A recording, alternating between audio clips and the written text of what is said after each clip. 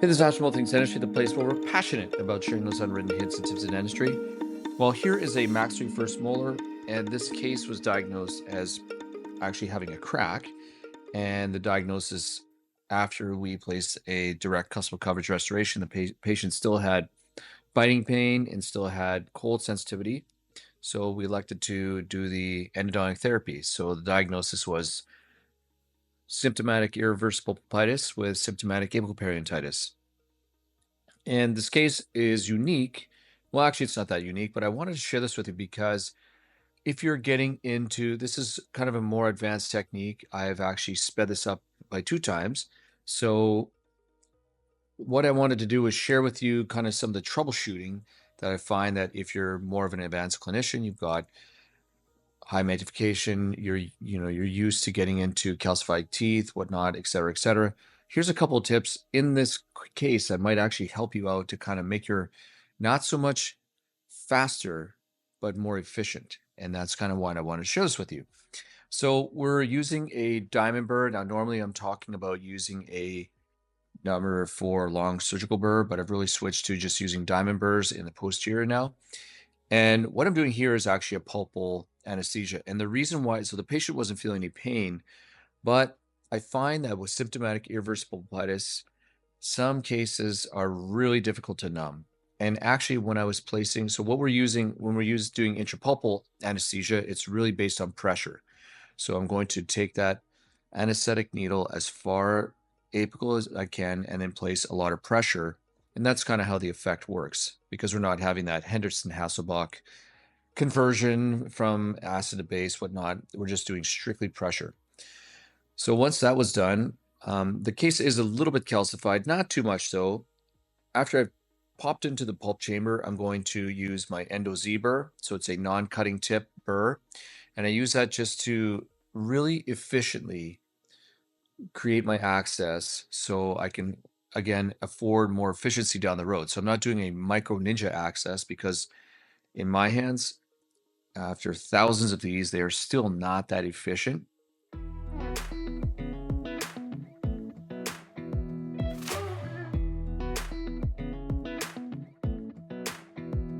Come a little closer. I wanna dance with I'm you. using WaveOne Gold to provide the endodontic therapy on this tooth, and I'm going to show you some of the things I can do with WaveOne Gold that really makes this procedure efficient. Now, the handpiece that I'm using is from A-Teeth, and albeit it does have a hookup to the apex locator, I actually prefer just using my cordless with my Roots ZX once in a while. And what I'm doing here, you'll see one of the things I'll get you to take a look at is I'm using the WaveOne Gold Small, and I don't have a rubber stop on there. And one of the more efficiency techniques that I've been using for the last several years is just using the bands on the file itself. So the bands, and depending on the file you use, they might be different. These ones are in the 25 millimeter files. They are 18, 19, 20, and then 22. So I can use those to measure and then I waste less time. So as you can see here, I'm making my way down to the coronal 2/3 and my WaveOne Gold is not making it all the way down. And what I'm going to do is I'm actually going to use a crown down technique without a glide path. So this is honestly, I don't know how this plays out with rotary files because I've really not used rotary files for a very, very long time. It's been reciprocation. And the beauty of finding, I was thinking about this today as I was walking before I wanted to voice this over, that the beauty of learning one file system over and over and over again is that you know the constraints. So as you can see here, I've opened up, everything's going to be going to a medium and a large. The large is going to be the palate. There is a mild to actually a moderate curve on the mesiobuccal canal. So what I'm doing here is the WaveOne Gold Yellow did not make it down to the proper length, my working length anyways. So what I elected to do was I started with the yellow, see how far I would go. And then essentially like the 6-8-10 technique, but I'm using rotary files or my reciprocation files. So the yellow 2007 doesn't go all the length. Then what I'm going to do is then switch to the 2507 primary. Oh, I'm going to flare more of the coronal portion. Literally, we're doing like a crown down kind of technique. And then I'm going to go back down with my WaveOne Gold Yellow, which is right here. And then we're going to take our apex locator and we're going to make it down to a working length, which is roughly around 21 millimeters in the distal buccal. And you can see what I'm doing here is I'm actually not coming out of the canal. You may be wondering, like, are you not cleaning your flutes? Well, I am. The reciprocating pattern actually cleans its flutes in the irrigant that's kind of in the pulp chamber and in the remainder of the canal. So what I'm going to do here, because I know that the distal buccal is 21, we're going to give it a ballpark kind of number. In my experience, the mesial buccal and distal buccal are relatively the same length. And throughout this procedure, the way I tackle most experienced clinicians tackle these types of cases is we start with the mesial buccal, distal buccal, and palate, sort those, get those cleaned in shape to the final size that you're going to, and then they sit in sodium epichlorite for the remainder of the procedure while you tackle MB2. So here was what I'm doing is I'm just getting working length on, I think, mesial buccal right there. Maybe distal buccal, I missed it. I was talking about something. And on the palate, actually, I'm kind of blocked out. So I don't have an absolute working length on the palatal canal yet. You'll see what happens. I mean, I'm not going to tell you. I'm going to leave it as a secret, but you'll see what happens down the road. And actually, I didn't mention it. Okay, so here we are with the primary, and we're going to 21 millimeters. So I just essentially it's halfway between the 20 and the 22, and then here we are we're taking that to 20 mils on the mesiobuccal canal. And one of the things I was actually asked by a student just yesterday was, WaveOne Gold touts that this is a one file system. And sure it is, but the problem is that it's one file for really tiny canals that they don't have a large apical constriction. In my experience, especially with retreats, is that a lot of cases that finish at a 2507 just are undersized, especially when you think you can try to get away with a palatal canal. Like the palate is still bleeding. It's been machined I think it's been to a primary, and we're still getting hemorrhage. It really needs to go to a larger file. So what I'm doing here is I've got a bend on that. So I've kind of discount going to just a primary file for all the canals. I'm going to a medium minimum. And what's really interesting is that in the palate right now, I have a small little hook. You can see a little hook. It goes towards the distal palate. There's a little curve. I'm going to take my WaveOne Gold Yellow and see if I can weasel my way down that. But honestly, the little apical hook is so tiny that it's not even worth, in my experience, it'd be like the last 0.5 millimeters out of the canal. So towards the major constriction is. So I'm kind of like, it's not worth it. Look at that. Look at all that hemorrhage. And that's after the primary. So there's definitely still pulpal tissue down there. We're going to machine, look at all that hemorrhage. So there's pulpal tissue down there. And one of the key things that I learned and I do practice today, well, you're watching it right now, you need to, especially if you have a large pulpal canal, large canal like the palate, in this case, you need to really brush the walls. I think of it like cleaning a sink. When you're trying to clean the sink, you just don't kind of throw your soap in and hope it's going to work. You have to take your scrub brush and really scrub all around the sink. And that's really what you need to do with the palatal canal with these, with your larger files, is scrub the walls. And what am I scrubbing? I'm trying to remove all that vital tissue. So albeit we have sort of a cord that's dissolving the tissue, we really need mechanical means to break down that vital tissue as well. So that's what I'm doing here is I'm giving a really good scrub, because essentially all of these canals, the three main canals, are cleaned and shaped, and now they're going to be disinfected. But is it really disinfection, or is it more just we're breaking down vital tissue because this was already an irreversibly inflamed tooth? just from a crack. So albeit there probably was some sort of viral or bacterial products or bacteria in the pulp chamber, most of it is probably clean, and we're just really breaking down that vital tissue. Okay, so we're waiting. Everything's kind of sitting in sodium hypochlorite. What we're going to do now is we're going to tackle MB2. And what I'm using here is a short, so a 21 millimeter Munce burr, purple. And they have 3 different lengths. They've got 34, 31, and now they've got 28 millimeter Munce burr. It's phenomenal because in cases like this where you don't need a super long burr, just long enough, I can see the head of that burr, and I'm just troughing nice and slow. This is in doubles, 2 times speed. I'm not sure if I mentioned that. And I'm troughing from mesial buccal towards the palate and just trying to unroof and see if I can find something. And sure enough, I find something. So what we're going to do is we're going to use my WaveOne Gold or the yellow, in an effort to try to open up the coronal portion. And here we go here. Oh, actually what I did was I asked for a brand new short yellow. So that's what the pause was. Sorry, I was wondering, like, what is going on? So the yellow that I'd been using was a regular 25 millimeters, so I don't want to fracture it. So we're just using a short. And a short is used because it's so much easier and it's easier to get it into that canal, but it's also easier just to keep the handpiece straight up and down so I can apply the appropriate force.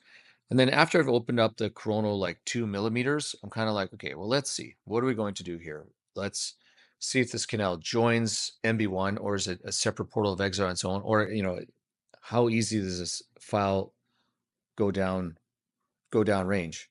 So what turned out is that files actually just glided down fairly easily. And what that tells me is that there's a high probability of MB2 joining MB1. If I have to, watch one like crazy and do a 6-8-10 technique and slowly make my way down, like, maybe this is probably a separate canal. And sure enough, it joined. So with that knowledge in my pocket, and I didn't mention this actually, I don't have a cone beam. So we proceeded to do this case. I'm just thinking like, I don't know, a cone beam is extremely helpful for a lot of things, but I don't know if it's really needed for everything. And this is a fairly straightforward maxillary molar. And what I've learned, so what I'm doing here is I'm just using my WaveOne Gold yellow, and we're slowly taking it down to length. And what I've learned is that even if you have a cone beam, you still have to translate that digital information into actually doing something. So it is helpful. However, you still need to know how to get into it, and getting into MB2 is just a lot of practice. So what I'm doing here is we're just going to check our working length with our 25 millimeter 10 file of that MB2. That was pretty quick. It's the same length as MB1. So in this case, because I suspect it joins, I'm still going to shape it to the same length as MB1, all while knowing that the 2 canals join. And actually what I will do is I will keep it at the smaller file. So I'm going to actually leave it at the WaveOne Gold small, because there's always a risk of strip perfing MB2. I just actually, ironically, now I'm speaking about it, I just had a case that a patient presented with the root canal done in 2008. So that's like, 17 years ago. And it was done by old school hand files. And the case looked amazing. And the patient said it was MB2 was found. The case was done properly, well done. And then, so what happened was, we're just doing negative irrigation right here. So my dental assistant places the irrigation tip in one of the canals, and then we just run hypo through, and then we'll run EDTA through, and then we'll run hypo through just all the canals, just taking a different, placing that suction tip in different canals. I love negative pressure irrigation. So this patient, and we look at the PA looks amazing. It looks great for 17 years old, 18. Endo on a maxillary first molar. anyways, I got the cone beam back today, and the patient chief complaint was I get pressure once in a while to this tooth. Nothing significant, but just weird pressure, and then it goes away. And we get the cone beam, and sure enough, there's a strip perf on MB2, and you would never know from the. It's really quite amazing. Actually, I'll put it in here, and I don't know why. I'm not sure how it happened. I'm not sure if it was from like gate split-ins. That was with a time when, rotary instrumentation was slowly coming out. Not, not there. Some people had started using it, but not a lot. So interesting. Anyways, I'm trying to prevent strip perfing, so that's why I'm using. I'm going to stick with a small if I can. So as you can see, what I'm doing here is we're doing our cone fit. This is probably the most important, well, not the most, but a really important radiograph is the cone fit, because this prepares your digital signature, gets it ready so you can see what your handwriting is going to be before you finally sign the dotted line on that final radiograph. So what I do there is I do a manual dynamic activation. I don't do like sonic or ultrasonic activation. I'm not really sold on ultrasonic. I'm not sold on sonic. But what am sold on is negative pressure irrigation and actually dynamic, manual dynamic. You have to be very careful about possibly expressing some sodium hypochlorite, extruding it. But those two methods I find are very effective. So what I'm doing here is I'm just placing paper points, and I'm just placing a little bit of airflow over, not into the chamber, but across. And what that does is the idea is to kind of wick up some of the sodium hypochlorite from the paper points, from the canals. So what I find it does as well is that it displaces all the sodium hypochlorite in the pulp chamber, and then it dries it out. So then I take a look, as you can see, there's MB1, MB2, distal buccal, and palatal canal. And then I look to see if there are any other things I need to see. Maybe there's a second distal buccal canal. And then now I'm just going to place sealer. So what I typically do is I'll place just a little bit of sealer in the coronal third of the canals. I try not to inject it too far deep. And then from there, we're just going to place our gutta percha cones, and I'm going to give them a pump or two. I wanted a little bit of extra sealer on that mesiobuccal cone. And one of the tips that I can add here is that my dental system actually has every single cone on individual locking pliers. So at this moment, actually right here, what happened here is my distal buccal cone did not go to length, and I was like, oh, what is going on here? It's short like 5 mils. So what I'll do then is I'll take just clean in alcohol and sodium hypochlorite, WaveOne Gold primary. I could use medium, it doesn't really matter, to see if there's something in the way. And I think what had happened was a little bit of debris had fallen down the canal and blocked it out. So I took my WaveOne Gold primary down a length by hand, placed a little bit of sealer, and it's clean, it's disinfected. So I'm going to stir the pot and clean everything, irrigate everything. There's no need in my mind. So we're just going to continue down the road, place our cones. And like I was saying, my dental assistant actually has all the cones on locking pliers ready to go. So it's really, really helpful, because at this stage, actually, what she's doing in our operatory, I have a mobile radiographic stand or radiograph head. So she's moving it, getting the radiograph ready, and right now we're taking the radiograph. So we take the rubber dam off, not off. I just take the rubber dam frame off. I take the bite block out. I remove saliva, use a saliva ejector, place my RIN. I don't use any type of fancy holder. I've just learned how to use just a regular periapical radiograph RIN. I angle the radiographic head in the right, collimator in the right angle. And then it's a little bit higher, like on this maxillary molar, it's going to be just a little bit angled up higher. Snap the radiograph, and then place everything back, and boom, we're ready to go ahead and start searing our cones, because we're doing a single cone technique, just like Dr. Ali Nasei talked about many, many years ago. This has changed my technique in terms of obturation. It's actually was the reason why I was able to start posting, because I just was so bad at thermoplastic. So I didn't put my mesial buckle to cone in at that point because there were too many pins in the pin cushion to make it fit. So I do it now. And really what I'm going to do here is I'm just kind of like, I was telling my dental assistant today, I'm like kneading bread.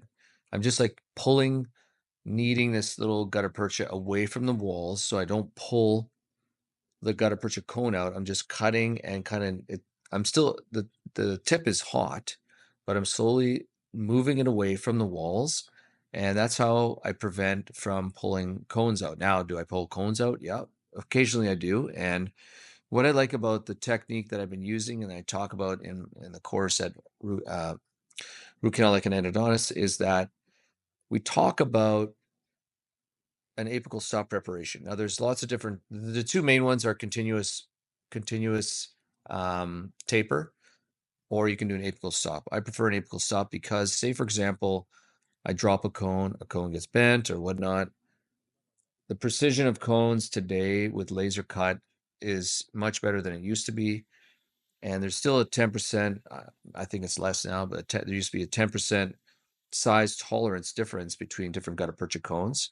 But these days, I think it's pretty amazing. So if I drop a cone, I'm pretty certain that the next cone I take, if I have to get a new one, is going to go to the exact same length as the one that I had dropped. So the apical stop preparation is great because I know that my cone's not going to go sailing out the end of the root canal, and then I've got this long obturation. So there is our case. There's our MB1, MB2, distal buccal. I left a little bit extra flash. In hindsight, I should have just removed it, but it doesn't make a difference at all. It's just not aesthetically pleasing. And because there's already composite cuspal coverage restoration on this, we don't need to do any type of cuspal coverage restoration now. Now, if the patient decides so in the future to place a crown or an onlay or whatnot, absolutely. But at the moment, the tooth is protected from fracture, which is a very, very important point after premolars and molars endodontic therapy. So we're going to use our Scotch Bond Universal bonding agent. And one of the things actually that I've read in a review article that talks about bonding agents is actually, if you can't believe, I couldn't believe it, but they found that dentists actually under air dry their, or blow off, let's say this, they don't blow off or evaporate the water chaser, so either ethanol or acetone from their bonding agent. So it's really fascinating. I'm like, oh, I had no idea. So I take time to make sure I've thinned out the bonding agent adequately. So I just want to add that little tip in there. Because these are the things that, how do you even know? Unless you know. So we're just adding our composite in increments. And then that's pretty much it. So thank you so much for joining me in this video. Hopefully it was helpful. It's at 2x speed. So start to finish was roughly about an hour. And hopefully you can employ some of the techniques. Now, I just want to add, it's really important to know that I've done probably about 10,000 root canals now. So I've got a pretty good feeling of how WaveOne Gold operates. I don't do this with rotary files, and it took me a really long time before I was confident to do it with, no Glidepath file with WaveOne Gold. So please take that with a grain of salt. Practice on extracted teeth, these types of techniques. And again, the goal is not to speed through, but to make the case much more efficient. Because right now, one of the things I forgot to say is that the two mesial buccal, distal buccal, and palatal canals, we're sitting in sodium hypochlorite waiting for about 20 minutes while I was fiddling around with MB1, MB2. So these are critical little things that need to be taken care of. So you got to make sure that your canals with vital tissue are soaking, have had exposure to sodium hypochlorite for 20 minutes. That's kind of like the standard for restoration, for making sure that all your vital tissue is removed. Necrotic teeth, a little bit different. Anyways, I'm super grateful you're here, and we'll talk to you soon. Cheers. Hey, Ash here, and I wanted to take a second of your time just to introduce our course, Root Canal Like an Endodontist. We've had it for a couple years, and we've had some amazing successes through it. Just confidence building on behalf of our students. And really what happened was a few years ago, I wanted to create a course to help others because I know what it's like on your endo journey. A lot of times you don't know what's going on. You don't know if you've ledged it. You don't know what to do if you blocked it. You don't even know if a curved canal, what to do. And what I wanted to do was take all my mistakes and my training from my residency and put it into a affordable online course for everyone around the world to join in. And it's been absolutely amazing. And I wanted to offer to you, check us out at allthingsendo.ca. Once you join the course, you get access into our private Facebook group where all of us answer questions. And I'm telling you, there are questions every day that you might be able to, I'm sure you'll be able to connect with, because sometimes it just takes a little bit of courage to ask a question and then your outcome may be incredible. Anyways, I look forward to seeing you there. allthingsendo.ca. We'll talk to you soon.